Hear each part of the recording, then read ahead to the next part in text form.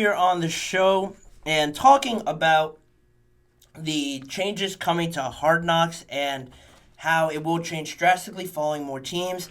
Before I jump into that, I want to mention one last time if you have any questions or comments during the show, to use the tip and donations link at the bottom of your screen to do so. The tip and donations link is GSMCPodcast.net. For any of your questions and comments, if you use that link, I'm able to read them on air, answer them, and have this be a more engaging show, more proactive and things like that. It makes it a lot more fun for me, having more of a discussion, and it's a big help for the network as well. So again, the tip and donations link is gsmcpodcast.net. We always appreciate it immensely whenever you guys are able to use that. But going back to the topic around Hard Knocks, a very popular show. I think it's getting a lot more notoriety over the last few seasons in following the Dolphins, the Colts, and teams like that. Now, for the first time in 2024, they've shifted now to following an entire division instead of just diving really deep into the behind the scenes of one team like they just recently did with the Miami Dolphins. It is a big move, and I'm excited for this because honestly speaking, I haven't really tuned into Hard Knocks that much. I don't know if that's going to kill me with NFL fans and, oh, how could you not watch Hard Knocks? But it hasn't really gained or really hasn't piqued my interest in seeing it. It could be because of the teams as well. The most interesting team, in my opinion, recently was the Dolphins and seeing how all that worked out. But before, it really didn't reel me in because in 2021 they had the Colts on there. In 2022 it was the Cardinals. Just recently it was the Dolphins, and Hard Knocks debuted back in 2001 and only focused on a team during training camp. Then it shifted to a preseason edition of Hard Knocks and an in-season edition in 2021, like I mentioned with the Colts, the first in-season edition team. Then it started growing, I think, a bit more with other people, but even still, it didn't reel me in, like I mentioned.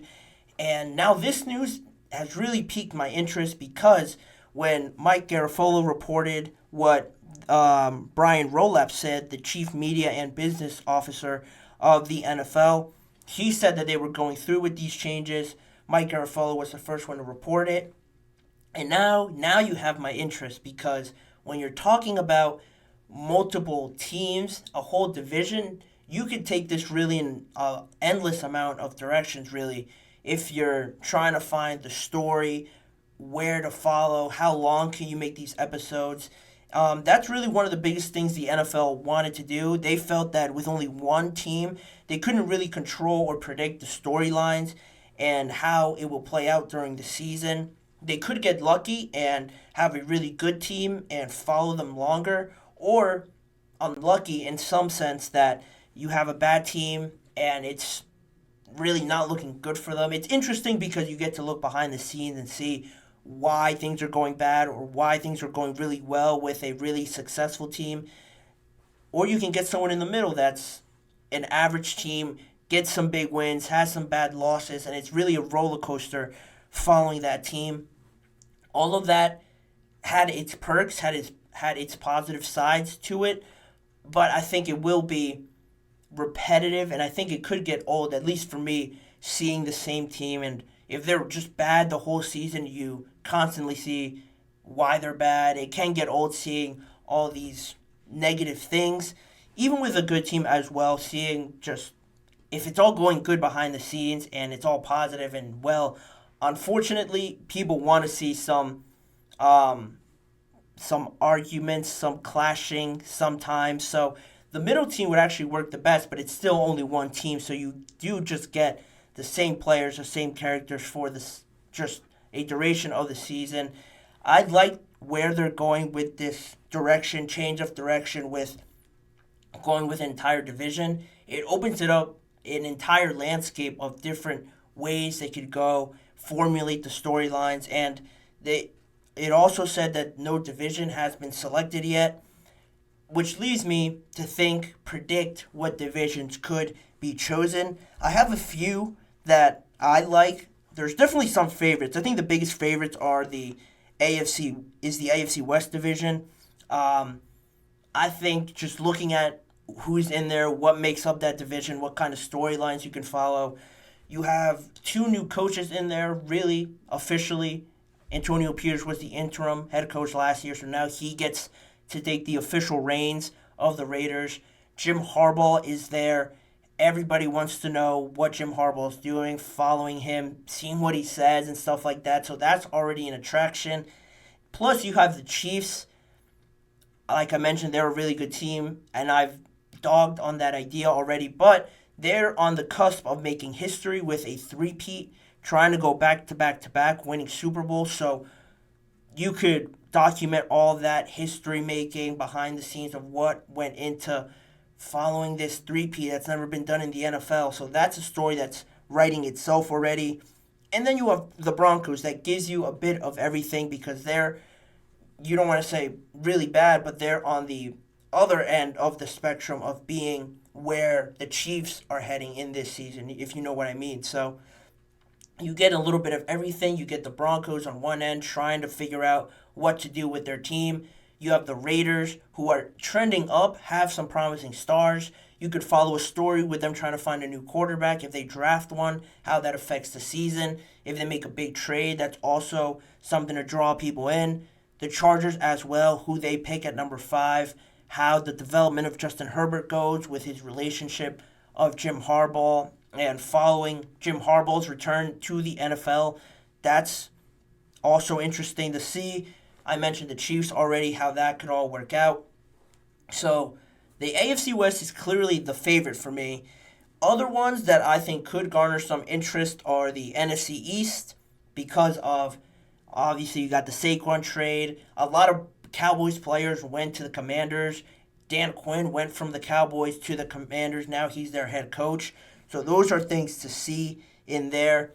What did I mention? The Giants as well, trying to figure out what they do with this season with Daniel Jones coming back, seeing if he's their guy or not, trying to figure out the rest of their roster and how they figure that out. If Dable and Joe Shane make it to another season potentially, if they have a good one, or they could be gone if they have another bad season like they just did. So that's an option. The NFC North, I think, is an underrated one just because, you have Caleb Williams coming in there. The Packers showed a lot of promise last year, going toe-to-toe with the 49ers. Could have arguably been in the NFC Championship game with the Lions, who also obviously are in that division, trying to rebound after reaching the peak of their best season ever, how they respond to that. And then, who am I missing? The Vikings trying to deal with Justin Jefferson and his contract extension, now trying to find a quarterback for him as well. Those two are underrated.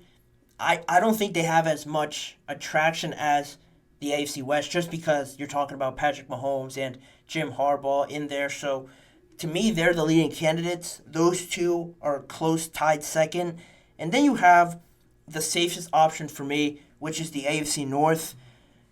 Probably one of the most consistently good divisions, if not the most consistently good competitive division in the NFL. Still has and can provide good storylines with the Steelers, bringing in Arthur Smith, revamping the entire quarterback room, stealing Patrick Queen from the Ravens, trying to figure out what this offense can finally look like, and seeing if they finally get over the hump and win a playoff game after 7 years, I want to say. Derrick Henry obviously going to the Ravens, how they respond about losing in the AFC Championship in the way that they did, going away from Lamar and his running ability, how that changes with Derrick Henry. They lost a lot of players, so that could draw in more people and cause some friction in there with the Ravens. Joe Burrow, how he is recovering from his injury. Jamar Chase, and potentially T. Higgins being there, not being there, trying to deal with being franchise tagged. That could draw more people in.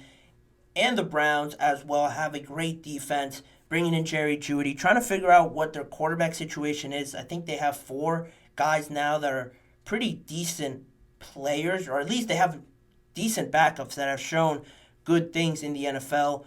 Plus Deshaun Watson there, earning a lot of money, struggling to stay healthy, how that all works out. Everybody in that division is just flat out really good and competitive. So Hard Knocks can make a story out of that, and seeing how that all develops. I didn't mention some, the AFC North isn't really there. I don't think anybody really wants to see that. The NFC South as well. You have Kirk Cousins in there. The Saints, I couldn't really find too much to say about the Saints. The Bucks are another one trying to improve on their playoffs, but they didn't make my list. The AFC East as well. It can get interesting with the Patriots if you want to follow them, how the Bills kind of reshape their offensive identity potentially with only really Stephon Diggs there as the biggest star, how that affects them, losing so many players. Yeah, that's there, but again, we're talking about an entire division, and I think these other divisions offer you more with all of their teams instead of those other divisions. They just followed the New York Jets also in the AFC East, so I don't think that will draw too many people in. So AFC West, the clear favorite for me. NFC East and NFC North are right there for second. And if they want to fall back on a safe option, I think the AFC North, they'll never regret following the AFC North is what I'm trying to get at. So Hard Knocks is going to look very different in season edition. We're going to see which division they go with. I think it's going to be one of these 4 that I laid out there. So I'm excited to see that. I'm definitely going to tune in this time. I haven't watched Hard Knocks, but I'm definitely going to tune in, especially if it's the AFC North. I'm definitely going to see what it's all about, how they lay out these episodes, and how they formulate this storyline throughout the season. Hopefully, whichever division they pick makes a deep run at the Super Bowl. So that's also something to take into account. But I will leave it there and move on with this show.